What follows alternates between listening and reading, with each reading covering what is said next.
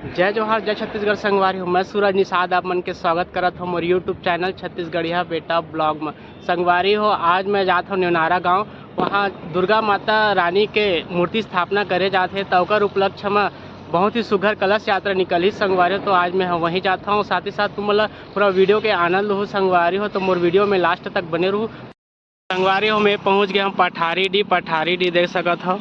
यहाँ नाला वाला बहत हवे संगवारी हो, और सीधा सीधा आवे ए साइड से, तो ए साइड में आ हूँ उड़ला बिरगांव हुआ ताऊ संगवारी। तो बाद पठारी डी मैं यहाँ पहुँच गया। ओकर बाद सीधा यहाँ से निकल गया, कम से कम 10 किलोमीटर पर ही न्योनारा गाँव है। तो वहाँ चलो चलतन संगवारी हो, पूरा वीडियो दिखाबो मन ला।